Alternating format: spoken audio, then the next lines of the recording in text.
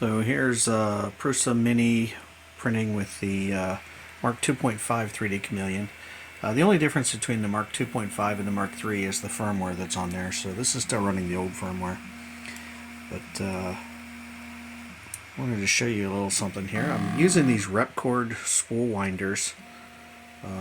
And what happens is it will, as it pulls the filament off of the spool, it's actually winding a spring inside of there. So when I let go of this, you see it rewinds that.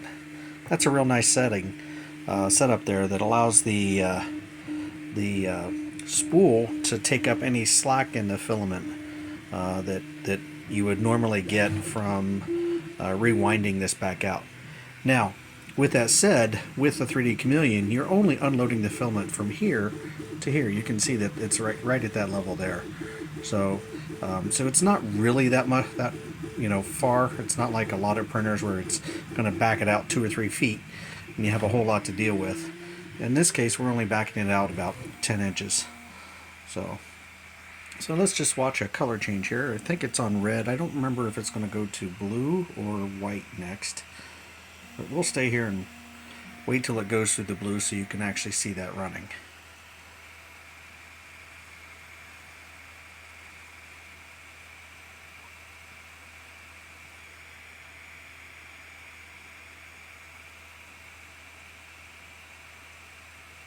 So it's doing its tip shaping right now. You can't hardly see it, but it's backing it out. And then I'll go touch the button. There, it homed it. 1 click, 2 clicks. So there it's loading the blue, and you can see it's unwinding the spool there. So it'll start flushing the blue into the purge block here. There you can see the blue coming out.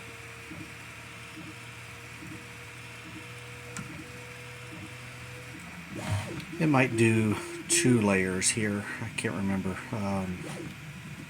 It just depends on which direction it's moving in. Sometimes it'll do 1 layer of blue and 2 of white, or 1 of white and 2 of blue.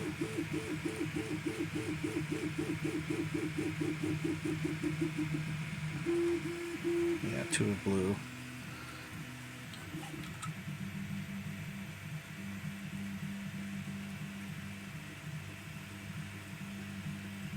This looks like it might actually be the top layer because it just slowed down pretty dramatically there.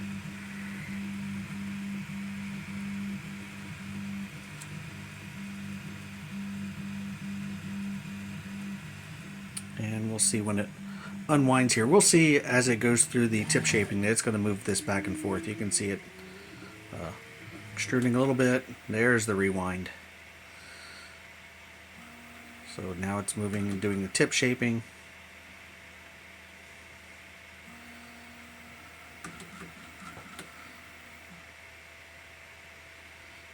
And then once it gets to the point where it unloads it, you can see it slowly backing it out right now.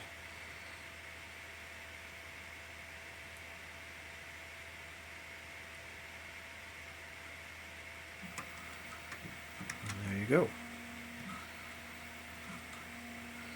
Doing the final. There you go. So now it's unloaded the blue completely, and now it's loading. Looks like red. So we should see it purge from blue to red here.